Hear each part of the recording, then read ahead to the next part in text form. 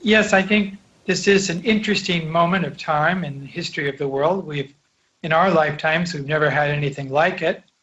I think back to my father's life in 1918. A good deal of his family was wiped out by the influenza, Spanish influenza, which at the time supposedly affected some 500 million people, about a third of the world's population, and some 50 million died. So that was huge and devastating. This is quite new for us. And as you said, we have a lot of microorganisms living in us. We have the whole gut microbiome, which is some 30 trillion bacteria, friendly bacteria. What's interesting is that we also have 10 times that many viruses within us. So we already have 300 trillion or more viruses in us. Many of them are inside the bacteria themselves. Now we know right now that some bacteria are good, some are very, very bad. Same with viruses. Some we can live with them, obviously. Some are huge, very, very serious to our health. Up to now, the most contagious has been smallpox. But now the coronavirus, maybe not quite as contagious as smallpox, but getting close to it, is really baffling everyone around the world, how it affects the body. And we know that this coronavirus is one of 7 coronaviruses. There are 4 of them that only result in essentially the common cold.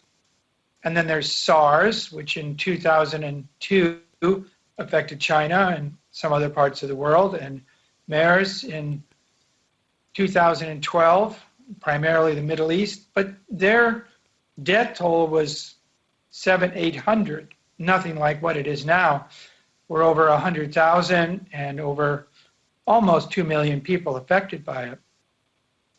So this is something very different, and it's the 7th coronavirus. It has some characteristics which make it quite unusual in that it can manage to get inside our cells, primarily in the nasal tract and in the upper respiratory system. And there it hijacks cells. It gets into some particular receptor, the angiotensin converting enzyme 2 receptor, which is really throughout the whole body. It's something which has to do with blood pressure and other activities. And it manages to get in quite easily. But the interesting thing is, for most of the people, they're asymptomatic, or at least 50% can be asymptomatic. And that makes it even more dangerous because they are carriers and we don't even know they're carrying it. So it has this potential then of going from the upper respiratory into the lower, into the alveoli, which are these little sacs, air sacs, which the exchange of oxygen and carbon dioxide takes place. And that's where a lot of damage can be done. They're very delicate. Now, what's interesting is the lung has its own microbiome, both in the upper respiratory and in the lower respiratory. And there's a communication between the gut microbes and the lung microbes. You have to imagine that the gut has now been implicated in almost every disease you can think of. And it has a huge to do with a huge effect on our immune system. In fact, 70 to 80% of our immune system lines the gut. So when you disturb something in the gut, it can have quite a dramatic effect throughout the whole body. We now know that maybe 50% of the people that get coronavirus, the virus itself is called the SARS-CoV-2, and the disease is COVID-19, but we all refer to it as coronavirus.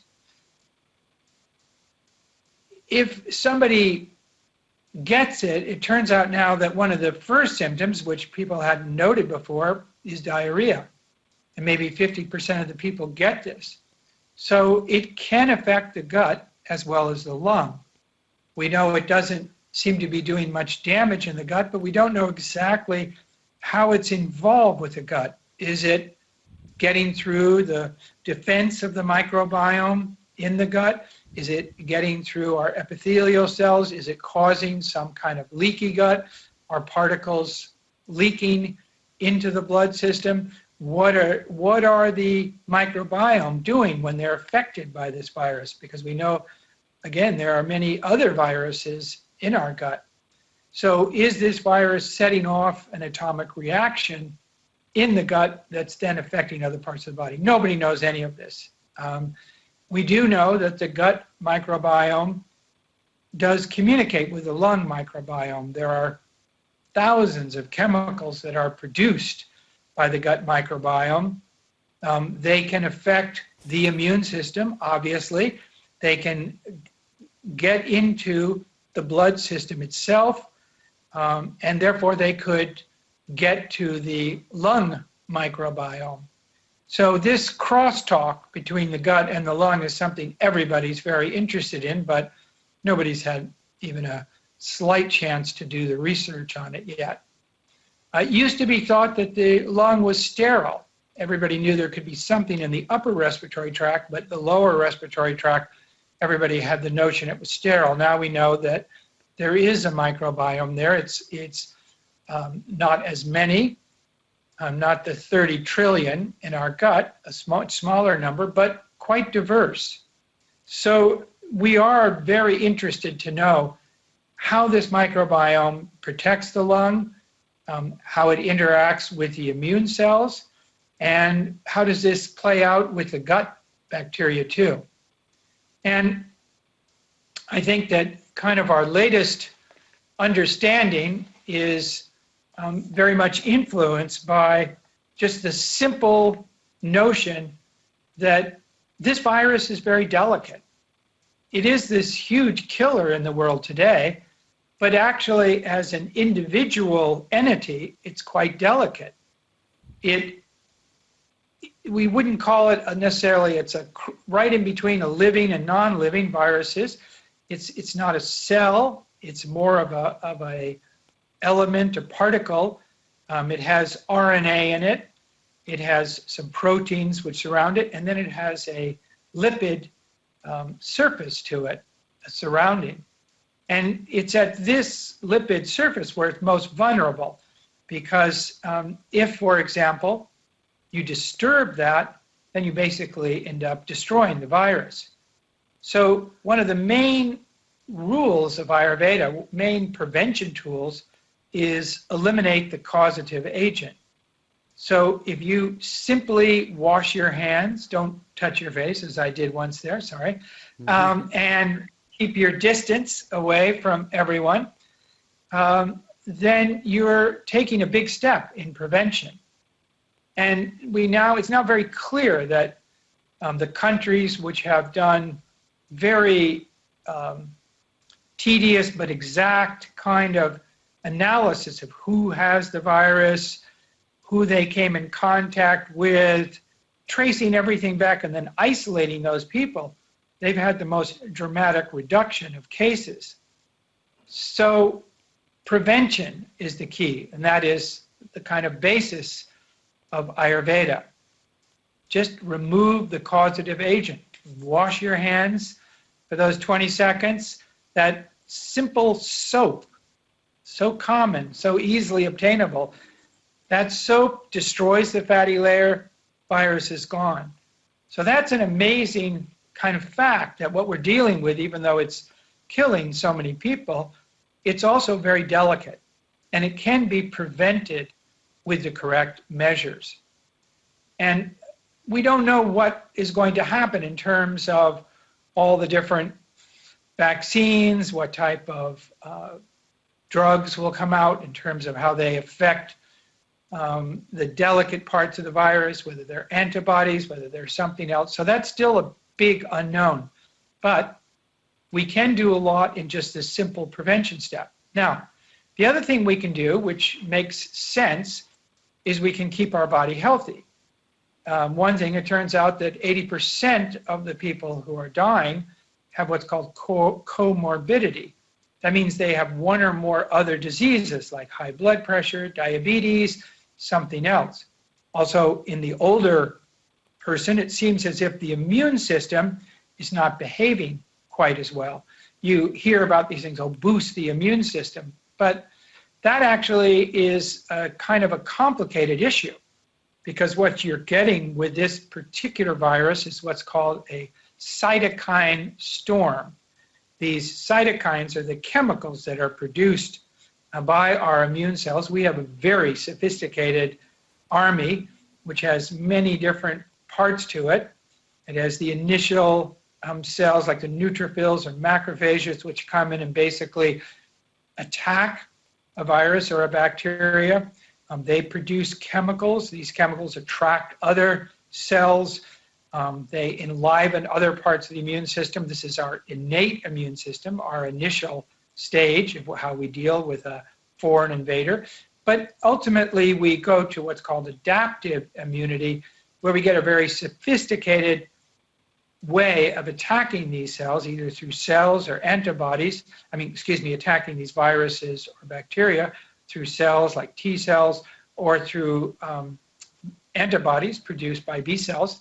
And so those systems are quite powerful, and we do believe that we will at some point get the ability to produce vaccines that can enliven these systems. We know if somebody gets coronavirus, it's likely they won't get it again, although still this is a big unknown right now. But the fact is they're producing antibodies. B cells in them are producing antibodies, and they now have a very sophisticated attack. But what happens to a lot of people is they never get to this stage. This adaptive immunity never kicks in. You're just working with this first stage of innate immunity, and for some reason, the immune system goes kind of crazy. This is where you get these cytokine storms. And we don't know why. We don't know why it happens in some people, why it doesn't happen in others. There's a number of previous studies I've seen. One was influenza A, where they gave it to people, and then they looked at exactly which genes were expressed, and then how that correlated with the symptoms. And in about 9 of the people, the whole thing was very normal. They could see that for the first few days after they got the virus, not much happened. And then finally, these different genes started turning on, and you started to get symptoms, classic symptoms of sniffling and colds and aching muscles, temperature, all these sorts of things that you get from the influenza virus, which is different than the coronavirus. But still, this is a model, so it gave us an idea of what happened. Now, that's 9 of the people. 8 of the people, totally different reaction by the immune system. The immune system maybe was kind of more aggressive right in the beginning. We don't know for sure. But when the virus came on, after a few days, it actually did what's called down-regulated. The immune system quieted down. So somehow they were able to eliminate the virus very quickly and then quiet down the immune system. These genes that got turned on in the other people actually got turned off in them. So how one reacts to a virus may depend upon something from Ayurveda, like your dosha, whether you're Vata, Pitta, Kapha, may depend upon your genetic makeup, and we know that those two are correlated. The doshas are correlated with your genes.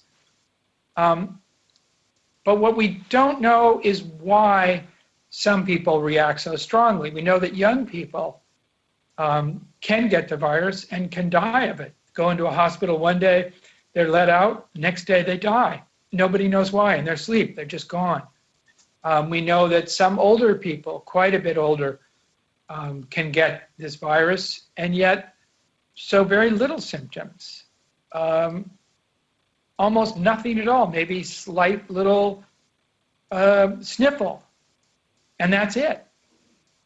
So why? Why is that? Could it be a Pitta person is more, their immune system is turned on more strongly all the time, they have more inflammation, that heat is expressing itself that way? I don't know for sure, but there are some people who can go to India, drink the water, eat the food, first time they're there, never have any problem at all. Other people even come near India and they get all kinds of diarrhea and other problems.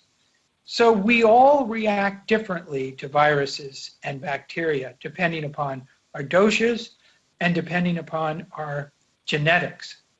And this is what has to be unraveled. What we do know is that with the coronavirus, the people that have the biggest problems, they have an overreaction from the immune system. It's not being regulated properly. It's overreacting. And so a lot of damage is being caused. And if it gets into the lower respiratory tract with the alveoli, then here you can get viral pneumonia. And then if the system gets weak, you can get a bacterial pneumonia on top of that. This basically makes it very difficult for the exchange of oxygen. That's why you have these ventilators, why you have all these outside devices that are being used to help people get more oxygen. But ultimately, you can get into a sepsis situation, you get septicemia, where the bacteria, whatever, get out into the other parts of the body and start to cause a lot of different damage, and the immune system isn't strong enough to deal with it. It's sort of energy has been expended in the lungs. But again, this is not everyone. It's a small percentage of the people, and almost all of them have some other type of disease that's going on. And so they are, in general, more susceptible to almost anything at that stage. They're often older, and maybe their immune systems, because of these other diseases, is not regulated properly, perhaps because of their microbiome has been upset from these other diseases, all the drugs, all the kind of energy it's taken out of them, and it's not really helping to regulate the immune system. We know from Ayurveda there's a substance called Ojas, and it's talked about in Ayurveda as the finest product of digestion. We don't know what it is from a Western point of view. We haven't been able to identify it yet, what particular regulator of the immune system it is, but it's considered in Ayurveda as the most powerful regulator of the immune system. And perhaps it could increase the efficiency of the immune system so it doesn't get into this cytokine storm. You're not boosting it beyond all reason, but it's fine-tuning itself to react with just the right energy in the right place at the right time. That would be a wonderful thing to identify. As scientists, it's sort of our responsibility. It's also talked about, Ojas is talked about in connection with another chemical that Maharishi used to talk about in lectures, soma.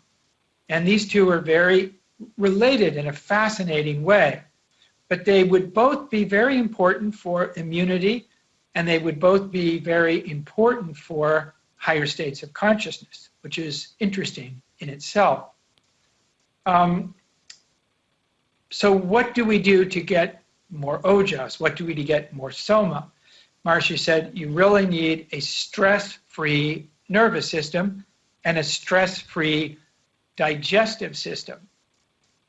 Very interesting that he combined these two at a time when nobody realized how important or how connected the gut-brain axis was. Now we know of this amazing communication between the gut and the brain, and we understand that the microbiome plays this enormous role in that gut-brain axis. So Ojas then would be something we would imagine would be produced when the digestive system, nervous system are free from stress. The Agni, that fire in the digestive system, is so strong, and the ama is reduced. So how could we improve that? Well, Maharishi focused on consciousness, and that is certainly a very powerful way to do it, and we'll talk more about that. But he also focused on Ayurveda and doing various things that could improve our digestion, things that could improve our Agni, rekindle our Agni. And these things involve all kinds of purification procedures like panchakarma, simple things like we're right now at a very kapha time. The kapha is built up from winter, and a very appropriate thing at this time is a kapha reducing diet. In several of my books, I've talked about that, giving very specifically a kapha reducing diet. It's something that somebody would have if they were doing panchakarma. And that's a very valuable thing right now to increase the strength of the digestive system. If this kapha builds up, can slow down digestion, then we get ama, then the immune system gets weakened. So this is a good time to improve some of our habits. We know from Ayurveda very simple things. Simple things like just getting to bed on time, having our main meal at noon, having maybe some ginger preparation right before we eat. Eating in a certain fashion where we're more quiet, where we're more settled, we're not standing, we're not racing around. Making sure we have proper exercise. Even indoors we can do exercise. Things like yoga, looking at each type. There could be a type of exercise for pitta, type for vata, type for kapha. And then most powerful of all is the consciousness approach. This is what Maharishi emphasized in Ayurveda the most. And really, right now, we're living in an incredibly stressed time. We've been addicted to stress. Stress goes in, it kind of comes in through our senses. We interpret the string as a snake. What am I going to do? And this goes right to particular areas in our brain. One area in particular, the amygdala, which is just all our fears and phobias, all those news programs you hear about coronavirus just plugging right into the amygdala, setting off this fear response. If it's too strong, it just never even goes to the frontal cortex, to our kind of CEO, our thinking brain. It just goes right to our autonomic nervous system, sets off the sympathetic nervous system. We get adrenaline produced by our adrenal glands. We get the amygdala goes to the hypothalamus, sets all this off. It causes certain factors in the hypothalamus to go to the pituitary. Pituitary then releases a stimulating hormone that releases cortisol from the adrenal glands. We know cortisol dampens the immune system. It's not going to be good for us. It's not a time when we want to totally dampen. We want to regulate it, but we don't want to dampen it. And this is what cortisol and fear does. So obviously, this is a very important time that we should use not only the physical approaches, like diet, digestion, exercise, sleep, yoga, all these things, but we should also use the consciousness approaches, like transcendental meditation. And it's a very special time in the sense that we're all inside, we're all in our houses, keeping this distance from everyone. So it's quite an inward moment in the history of the world. This addiction to stress and this outward activity is sort of being forced out of us.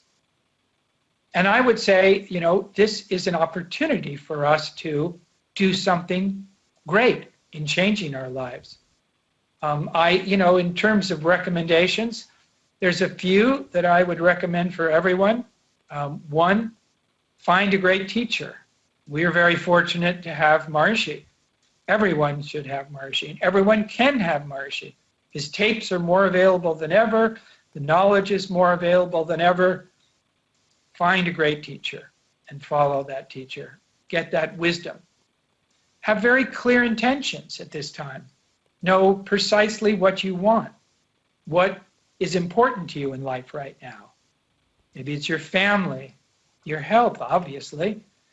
Maybe money and fame are not quite as high up on the list at this moment in time. And then take this opportunity to change. Take this opportunity to your habits that you want to change.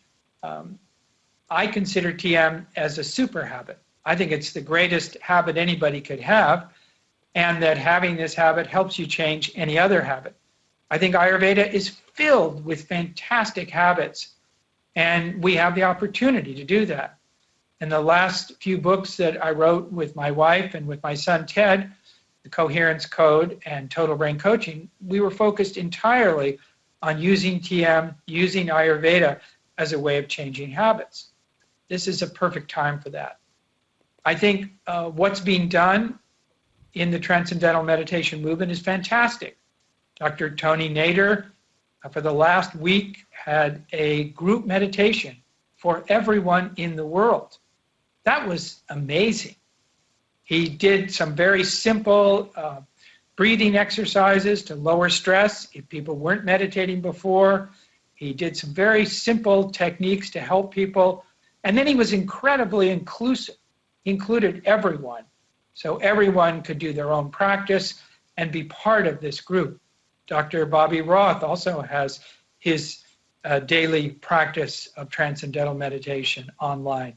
So these are huge initiatives of getting more people to meditate together, getting people to learn about transcendental meditation. There's amazing knowledge being given out there. Right now, Maharishi International University has lots of free online courses. There's a wonderful course that Dr. Karen Pearce and I did on Ayurveda. It's just she's a really, really brilliant doctor, lots of experience. She does a fantastic job in introducing Ayurveda. There's amazing courses by Dr. Tony Nader, and just a huge amount of knowledge from Maharishi, from the whole movement, fantastic knowledge on Jyotish. This is a great, great time to learn, to really listen to what's going on in your body and adapt. And ultimately to create coherence, not only for yourself, but for the whole world through these different group practices.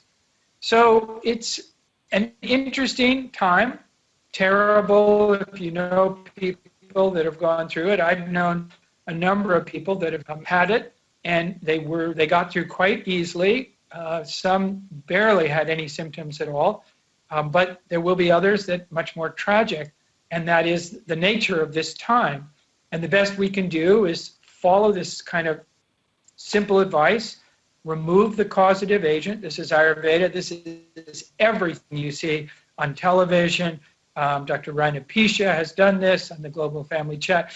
It's very simple. Wash the hands, keep the distance, don't touch the face. This is not hard. This virus is delicate. You can fight it quite effectively. And then take the time to build up your immunity.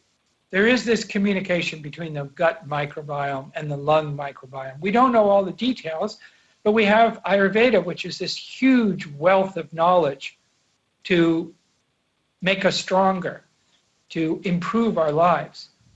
And we have all these different approaches from Ayurveda, including the consciousness approach, transcendental meditation. We don't want stress, not good for our immune system. So take advantage of something that will reduce stress, will create different chemicals in our brain. Hopefully Ojas, hopefully Soma. Soma, we could say, is the consciousness counterpart of Ojas. Ojas is considered to be the finest product of digestion in Ayurveda. It's a biochemical, it's a concrete substance, but it's also subtle. It holds together Vata, Pitta, and Kapha. It holds together the various dhatus. It's something which enlivens every part. And Soma is its counterpart in consciousness. As Maharishi said, the glue of the universe. Something so universal, connected with bliss consciousness. Something so powerful that it is there right in the flow of Rishi Devata and Chandas, the most subtle aspects of consciousness moving within itself. Now, in the past, Maharishi, in early 70s, Maharishi talked about soma as being also a concrete chemical. And then later years, he kind of gave that over to ojas, saying that they were really one and the other. One is just kind of the subtle aspect, and this is the more manifest aspect. But still, this is something we can control within ourselves.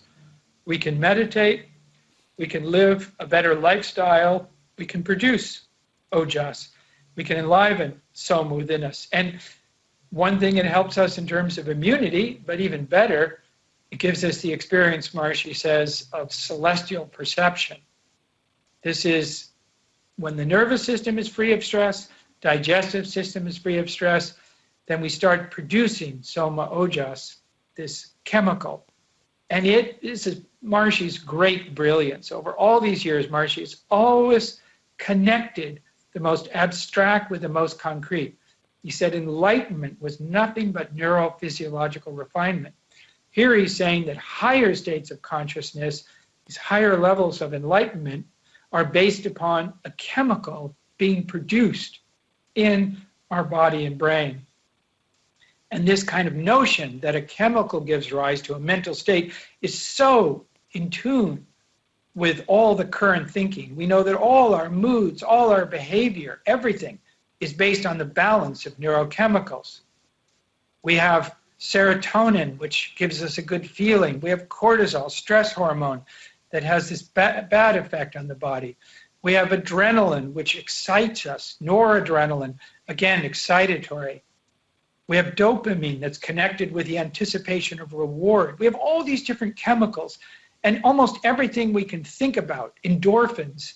These are the natural painkillers of the body. If you're running a race, your body, to stop the pain that might come from the exercise, produces endorphins, natural painkillers. Our body's like a pharmacy. It's producing all kinds of chemicals. We just didn't know that the very best product is ojas and soma, and that's within our grasp, just through our own meditation, our own lifestyle, our own behavior, that we can create a chemical that can support transcending, support cosmic consciousness, and even in cosmic consciousness, suddenly it's produced at a very fine, powerful level, and that gives rise to these higher states of consciousness, God consciousness, and unity.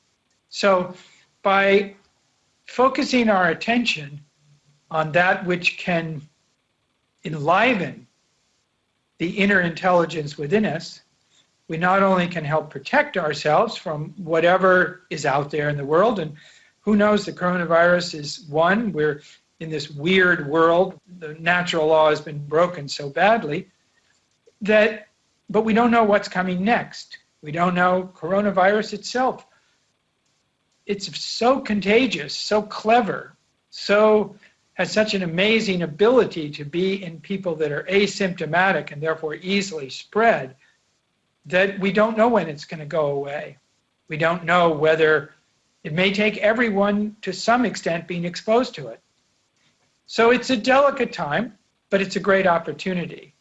Be part of this movement to create coherence in the world, coherence in our brain, coherence in the whole world. Thank you.